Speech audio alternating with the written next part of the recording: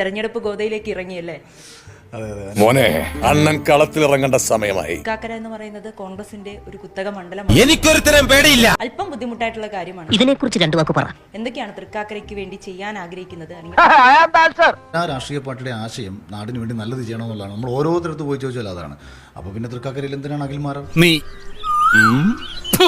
ആരംഭത്തിൽ അപമാനം. എനിക്ക് തന്നെ വോട്ട് ചെയ്യണമെന്ന് ഞാൻ പറയത്തില്ല. അത്രയ്ക്കും എളിമയാണ്. എളിമ കൊണ്ട് മാത്രം നാട്ടുകാർ മുഴുവൻ എളിമേട്ടാന്നാ വിളിക്കണേ.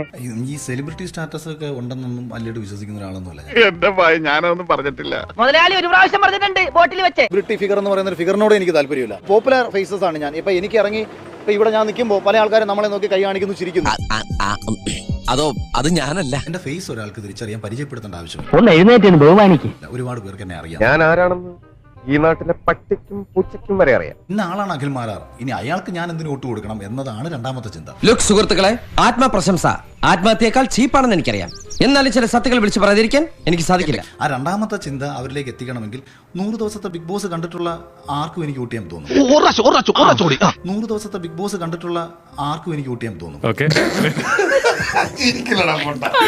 അപ്പൊ മുതലാളിക്ക് ഇത്ര നേരമായിട്ട് മനസ്സിലായില്ലേ ഇവൻ പൊട്ടനാണ് മുതലാളി? കാരണം അവർക്ക് കൃത്യമായിട്ട് തന്നെ അറിയാം. എന്നാ പിന്നെ പേടിക്കണ്ട. 1% പോലും മാറിയിട്ടില്ല. എന്റെ സ്വഭാവത്തിൽ ഒരു മാറ്റവും ഇല്ല. ചേട്ടന് ഇതിനെപ്പറ്റി വലിയ ധാരണയില്ലല്ലേ? എന്ന് പറയുന്ന മനുഷ്യനെ ബിഗ് ബോസ് കണ്ടിട്ടുള്ള ഒരാൾക്ക് എതിർക്കാൻ പറ്റത്തില്ല.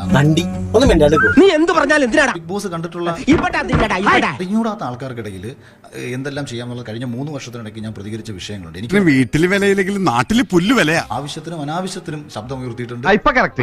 അല്ലെങ്കിൽ പിള്ളേച്ചൻ നുണ പറയുന്നതായിരിക്കും. NDA വലിയൊരു മുന്നേറ്റം ഉണ്ടാക്കുമെന്ന് പ്രതീക്ഷയുണ്ടോ? തീർച്ചയായിട്ടും. കാര്യം ജനങ്ങൾ അങ്ങനെ ചിന്തിച്ചു തുടങ്ങി. നോക്കിയിരുന്നോ? അതാണ് തെക്ക്. ഇനി ഞാനിവിടെ നിന്ന് ഡയലോഗ് പറഞ്ഞ കരഞ്ഞു പോകും. ഉസ്മാനെ രക്ഷപ്പെട്ടോ.